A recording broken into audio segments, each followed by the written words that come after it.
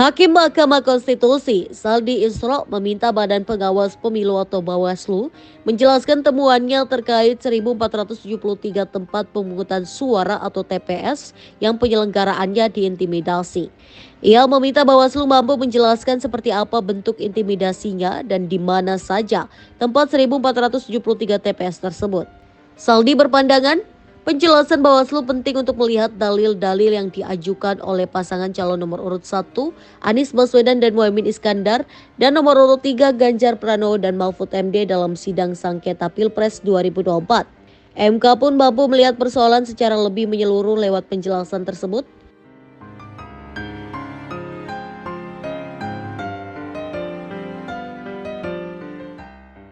Saldi menuturkan penjelasan diperlukan mengingat jumlah temuan yang fantastis.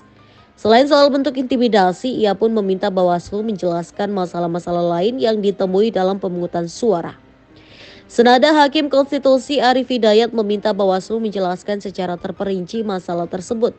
Dia pun sempat menegur Bawaslu lantaran terlalu pasif menangani masalah pemilu 2024. Hal ini berdasarkan pengalamannya sebagai salah satu hakim konstitusi yang sudah 3 kali menangani sengketa Pilpres. Padahal, Bawaslu sebagai lembaga yang mengawasi pemilu tidak bisa bersikap pasif.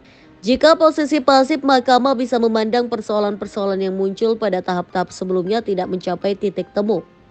MK bisa menangani perkara tersebut jika tidak ditangani dengan baik oleh Bawaslu selaku badan pengawas.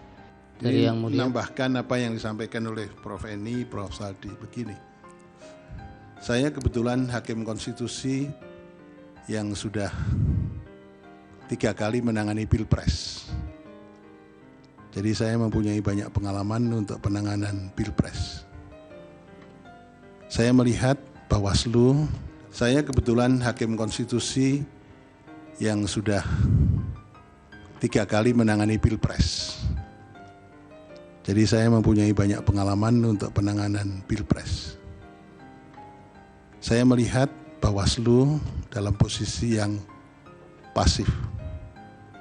Dalam posisi yang pasif, Mahkamah bisa memandang persoalan-persoalan yang muncul pada tahap-tahap sebelumnya itu tidak bisa clear sebagaimana yang disampaikan oleh Prof. Saldi.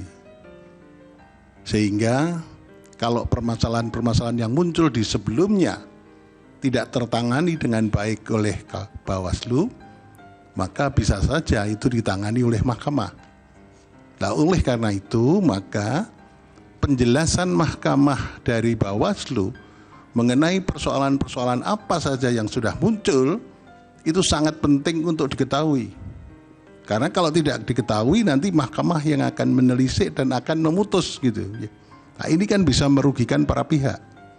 Oleh karena itu saya mohon Bawaslu betul-betul bisa menjelaskan secara detail seluruh persoalan-persoalan, apalagi ditambah dengan konferensi pers yang di launching itu. Nah, kalau tidak berarti kita bisa melihat, oh ini belum diselesaikan oleh Bawaslu.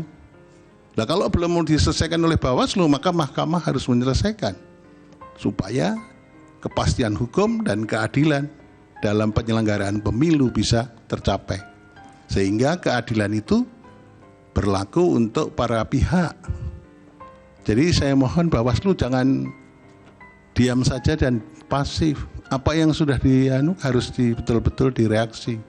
Sebelumnya, Bawaslu menemukan ada 1.473 TPS yang penyelenggaranya mengalami intimidasi saat perhitungan suara. Anggota Bawaslu Loli Suhenti menyebutkan intimidasi terjadi kepada penyelenggara atau kelompok penyelenggara pemungutan suara atau KPPS. Sebanyak 1.473 TPS itu tersebar di Provinsi Jawa Tengah, Jawa Barat, Jawa Timur, DKI Jakarta, Banten, Sumatera Utara, Sumatera Selatan, Lampung, Bali, dan Daerah Istimewa Yogyakarta. Sebagai informasi, MK memulai sidang sengketa hasil Pilpres 2024 pada Rabu 27 Maret 2024. Setelah digelar sidang pembacaan permohonan, persidangan dilanjutkan dengan pemeriksaan saksi dan ahli. Bawaslu turut dihadirkan dalam sidang sengketa Pilpres yang diajukan 2 kubu paslon, yaitu kubu Anies Muhaimin dan Ganjar Mahfud.